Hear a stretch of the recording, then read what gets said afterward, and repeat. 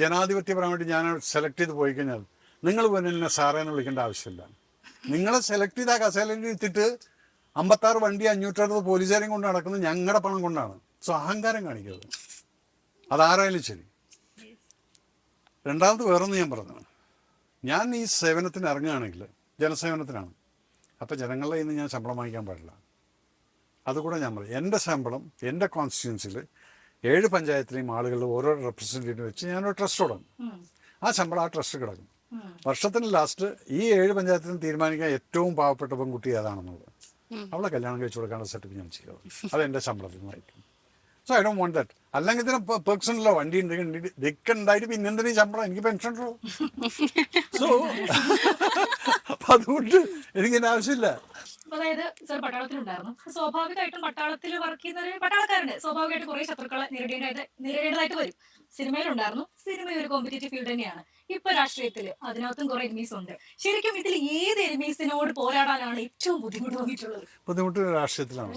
കാരണം ഇവർ മുമ്പിൽ വന്ന് ചിരിക്കും, പുറകുന്ന എപ്പോഴാണ് കുത്തുന്നുള്ളത്. പട്ടാളത്തിലെങ്ങനെ മുമ്പിൽ അവൻ ശത്രുവാണെന്നുള്ളത് എനിക്കറിയാം. വെടിവെക്കാൻ കൊല്ല എന്താണെന്ന് വെച്ചാൽ തീരുമാനിക്കാം. പക്ഷെ ഇവിടെ എന്താ അറിയോ, ഈ ചിരിക്കുന്നവരെ പോലും എനിക്ക് വിശ്വസിക്കാൻ പറ്റൂല. പക്ഷെ അതിലും നല്ല സുഹൃത്തുക്കളുണ്ട് എനിക്ക്. മാർക്സിസ്റ്റ് പാർട്ടിയിൽ നല്ല ചങ്കുകളുണ്ട് എൻ്റെ അടുത്ത്, കോൺഗ്രസിലുണ്ട് എൻ്റെ അടുത്ത്, BJP-യിൽ പിന്നെ നമ്മുടെ പാർട്ടി ആയതാണ്.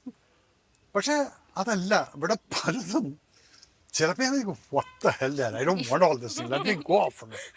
പക്ഷെ പിന്നെ ഇറങ്ങിയത് കൊണ്ട് ഇപ്പം ഒറ്റപ്പാലം എന്നുള്ളത് ലാസ്റ്റ് കിടന്നിരുന്നതാണ്. അതിനെ ഞാൻ സെക്കൻഡിലോ ഫസ്റ്റോ കൊണ്ടുവന്നു കഴിഞ്ഞാൽ അതിൻ്റെ ക്രെഡിറ്റ് വരാൻ പോകുന്നത് എനിക്കും എൻ്റെ കൂടെ ഈ വർക്ക് ചെയ്തിരുന്ന ചെറുപ്പക്കാർക്കും ആയിരിക്കും. കാരണം ഞാൻ ഏറ്റവും അധികം ഇപ്പോൾ സ്ട്രെസ് ചെയ്യുന്ന നോക്കുന്നത് ബൂത്ത് ലെവലിലുള്ള പാവങ്ങളെ. അവരാണ് ആക്ച്വൽ വർക്കേഴ്സ്. ഈ പോസ്റ്റ് ഒട്ടിക്കുന്ന എനിക്ക് വേണ്ടി ഒട്ടിക്കുന്ന രാത്രിക്കാണ് ഫോട്ടോസ് കാണുന്നവർ ഈ പാവം തോന്നും. എന്തിനാണ് ഇവർ എനിക്ക് വേണ്ടി എൻ്റെ ഫോട്ടോ ഒട്ടിച്ചുകൊണ്ട് രാത്രി നടക്കുന്നത്? അപ്പോഴൊക്കെ ഞാൻ ഗ്രൂപ്പിലിടും, മക്കളെ എല്ലാം ഓക്കെ, റോഡിലൊക്കെ ഇറങ്ങി നടക്കുമ്പോൾ സൂക്ഷിക്കുക, വണ്ടികൾ വരുന്നതെല്ലാം സൂക്ഷിക്കണം. നമുക്ക് ടെൻഷനാണ്. അപ്പം അവർക്ക് വേണ്ടിയിട്ടായിരിക്കും ഞാൻ ഒരു ഇലക്ഷൻ കഴിഞ്ഞ് ജയിച്ച് MLA ആയി കഴിഞ്ഞാൽ ഐ ബി ദെയർ റെപ്രസെൻറ്റേറ്റീവ്. അവരുടെ ബൂത്തിൻ്റെ അല്ലെങ്കിൽ അവരുടെ പ്രശ്നങ്ങളെന്ന് പറഞ്ഞാൽ ദാറ്റ് ബി മൈ പ്രയോറിറ്റി. പറയാണ് ഈ രാഷ്ട്രീയക്കാരുടെ ഭാഷ പലപ്പോഴും അതേ വിടുന്നതായിട്ട് കണ്ടിട്ടുണ്ട്. ചെറ്റ പ്രയോഗം, അങ്ങനെ കുറേ സാധനങ്ങളുണ്ട്. ശരിക്കും രാഷ്ട്രീയക്കാരുടെ ഭാഷയിൽ അത് ഏത് മുന്നണി ആയിക്കോട്ടെ കുറച്ചും കൂടെ അവരൊന്ന് ശ്രദ്ധിക്കേണ്ടതല്ലേ? ശ്രദ്ധിക്കണം.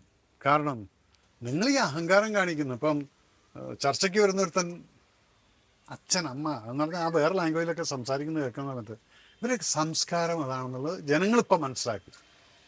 അത് ഏത് പാർട്ടിയാണെന്നുള്ളത് നിങ്ങൾക്ക് മനസ്സിലാവും.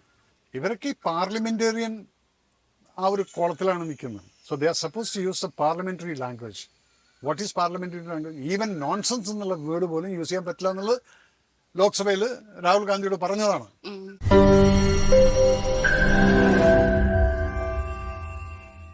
ലോകത്തെവിടെയായാലും ഏത് സമയത്തും 24 വാർത്തകളും ഓഗ്മെന്റഡ് റിയാലിറ്റി പാക്കേജുകളും എക്സ്പ്ലെയിനറുകളും വിശദമായി കാണാൻ ഞങ്ങളുടെ YouTube ചാനൽ നിങ്ങൾക്ക് സബ്സ്ക്രൈബ് ചെയ്യാം.